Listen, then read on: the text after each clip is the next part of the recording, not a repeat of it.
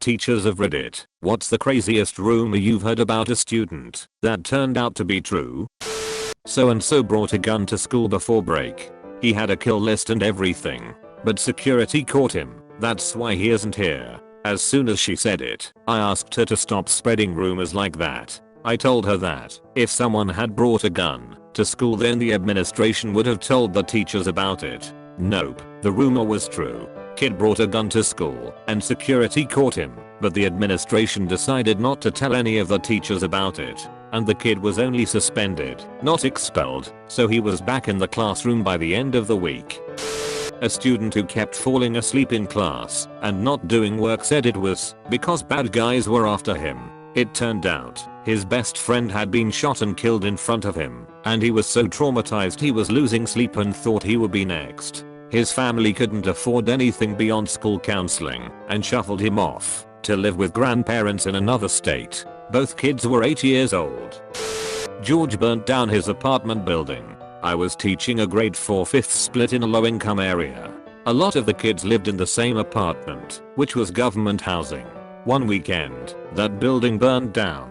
Mercifully, no one was killed, but well, it was still really devastating. Obviously, there was this one boy in my class, George, who, the following Monday, all the kids were sort of avoiding and being kind of mean to, and I heard them whispering that he had burned down the building, which I thought was nonsense. He was kind of an odd kid, so I thought they were just picking on him and felt super bad for him all morning. Come lunch break, I'm in the staff room, and of course, it is all the teachers are talking about. And it turns out the rumor is true. George burnt down the building, but it wasn't like he just set a fire. It was actually really depressing. I mean, more than it would have been normally. His mom worked nights, and there was supposed to be someone to look after him that night, but the babysitter was late, so the mom called her at home, but there was no answer, so she figured the babysitter was on her way. This is a while ago, before cell phones were ubiquitous, like, this is about 15 years ago. So, middle class people maybe had a cell phones, but very few of the people in this neighborhood did. She left, figuring the babysitter would be there soon. But she never showed up. I never learned why. The babysitter was fine. She just never showed up. George got hungry and decided to cook himself supper, figuring he'd seen his mom do it hundreds of times. He could figure out the oven. And yeah, there was a fire that then burned down the entire building. I have a good one. It's not one single rumor, but the rumors about this girl were out of control for a 2 to 4 month period of the school year. Girl at party had regrettable sex and claimed she was raped. Everyone believed her basically, except a few people who believed accused guy. One day during school, she had apparently asked for a pass to go to the bathroom. She met some other guy, not party guy, in one of the locker rooms at school to have sex with him. Some random person happened to go into the locker room and saw them. The person recorded what they saw and never told anyone. Later the girl claimed rape by locker room guy after he didn't want to date her or something. Out of nowhere the person with the video came forward. She had to be on a safety plan because people hated her guts, and clearly the second rape claim was false, and then no one believed the first one either, so that guy was vindicated. She ended up transferring. You probably just want to avoid Quentin. He will try to hurt you. I teach high school and heard this headed into my first year of teaching, and had this kid in my class. On the first day of school he talked about how his cat got raped. Several weeks later spent the class shining a laser pointer in my eyes until I figured out it was him. Eventually another teacher had to get a restraining order against him because he threatened to kill her with very specific actions. Eventually gets sent to juvie. At this point I figured I was done hearing about him. Nope. Gets out of juvie and the teacher that works there catches Quentin spreading gasoline around his house late one night with enough to burn the whole place down. That kid was taking the train to Nick, catching pigeons and training them to be carrier pigeons. He ended up doing his final project for me about the velocity of his pigeons to Kiev. Not a teacher, but I sprayed aerosol and my teacher had an allergic reaction and passed out due to loss of oxygen. She was taken to a hospital and her heart stopped for 12 seconds. Happened my sophomore year of high school. For the next few years my aunt who was a teacher at the high school, would tell me that the teachers would say they were getting a student known as the Axe Murderer. Pretty solid nickname TBH. High school teacher. There was a rumor that a student was actually a model for Teen Vogue. I honestly believed it, because she was a stunningly beautiful girl, and a top student, kind to everyone, responsible, tall, and had really striking model cheekbones. One day the class is making collages and going through magazines. Sure enough, one kid finds the latest Teen Vogue in the stack. "Hey, Savannah, is this you?" she asks, pointing to a picture of a girl in a prom dress. Savannah looks up and squints. "Yup, that's me," she says, smiling, very matter of fact. "For real?" the class chimes in. "Not kidding. That's really me." And she pulls out her phone with the galley proofs her agent sent her to prove it. She was really humble about it. The class was starstruck for about 10 minutes and then got back to work. Savannah was a good sport. He stabbed his sister in the back with scissors. It was true. He was also placed in my classroom along with 5 other students with intellectual disabilities. He also had emotional behavior issues which triggered meltdowns daily. He shouldn't have been placed with students that weren't able to defend themselves. Every day was a war zone. White daughter from a prominent local family attending a mostly black high school. Cheerleader, student government, model student by anyone's measure. Rumors circulate she had sex with 4 basketball players at a party in full view of several people.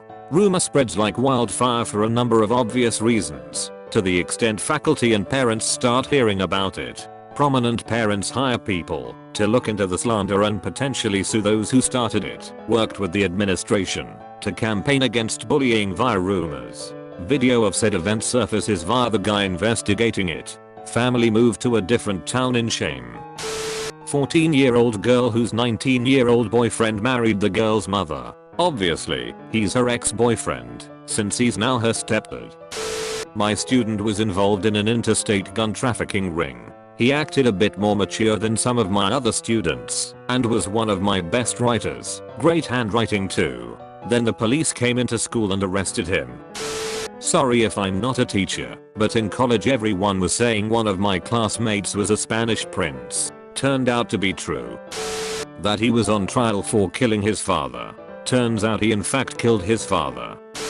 High school math teacher here. Several years ago, I had a student who I suspected of constant academic dishonesty, cheating. One of my colleagues felt the same. Neither one of us could ever catch him. Came close, couldn't quite nail him. The kid graduated near the top of his class, apparently cheating his way there. So many of them do. The student went on to Texas A&M and we all moved on from him. Lo and behold, the guy made the 6 PM news for trying to steal a professor's test key by crawling through an AC vent into the professor's office. He fell through the ceiling and was arrested. Vindicated. Rumor had it that a piano student did all his practice in the casket viewing room used for wakes in his family's funeral home business. He claimed that he'd play loud enough after hours to wake the dead. Turned out to be true. There actually was a baby grand in the viewing parlor, used occasionally for love-wake music and hymns, where he did his practice. We had a kid that would jerk off in many of his classes in high school. I didn't believe it until he did it 2 empty seats to the right of me in chemistry. I was horrified. I told my lab partner, who was this big football jock. He walked over to his friend's table and told them. So one of them walks right over to the kid and goes, "What's up, man? You good?" Jerky MC Jerkoff keeps his hands in his pants and just turns red in the face and starts stuttering. It was the most ridiculous situation ever. Worst part was his older sister went to the school and she was a straighter student and quite popular. Hard to believe they were related. I was also real friendly with my high school teachers and they were all aware of the situation. Apparently his English teacher saw it and didn't have the heart to confront him and asked the other teachers for advice on dealing with the situation. It's hilarious. I wonder whatever happened to him. I heard this one guy ate mushed up hot dogs out of his girlfriend's butt crack. That sounds pretty ridiculous, but late one night at a party, I walked in on that very act. The rumor was that the hot dog would be mushed up by the butt muscles of the girl prior to being ingested by the lad. I only caught a fleeting glimpse as I turned around and left the second I figured out what was happening, but what I did see supported the rumor's imagery. Heard she did porn. Found out she did porn. A special needs student had graduated, and the next year we kept hearing stories of her sleeping around, getting kicked out of her grandparents' home. She had always been a handful, but we figured social services would help her out if anything got too bad. She evidently got pregnant, but had slept with 25 plus men in a metropolitan area and had no idea who the dad was. She had some kind of fund set up for her when she turned 21 and the executor stole a ton of it, and she ran through the rest in under a year. We've lost track of her, as a few of my colleagues who were close had tried to help her out. Recently I saw a Facebook post someone had shared that related to her where she listed over 50 men and the sex acts she had done with them. I have no idea if she had her baby or got to keep it. I'm not a teacher, but I have a story about a student from a culinary arts program. I visited a friend once in Minnesota a few years back when he was going to culinary school. He said we were gonna meet up with a couple of his friends from school at the pool. On our way, he was telling me about how one of the girls in the program was sleeping with some of the instructors for better grades, presumably. I don't really know. She was cute enough, but was stick thin, which hey, different strokes, right? Well, fast forward 2 years, my friend comes online and tells me, hey, you remember that one girl we went swimming with? Yeah? Well, she does porn now. Technically I'm a teacher now, but this story is from when I was in high school. There was a rumor that 3 guys had kidnapped an elderly woman and killed her. Nobody really believes it because one of the guys still came to school. A few days later the cops came and arrested him. Apparently they robbed her, stuffed her in a trunk for hours in over 90-degree heat, and then killed her and dumped her body in a field. I'm a former school librarian at a very specialized school. One kid in grade 6 had severe behavioral problems and there were some staff members who refused to be in the room with him alone. He was a really scary kid, totally dead behind the eyes, like a shark. I heard kids spreading rumors that his home life was a horrible mess. He was one of either 5 or 6 kids, I don't remember now, and that his younger brother had mental problems, and that his parents just didn't know how to handle it. Told them to knock it off, and I know they were given a lecture about not gossiping.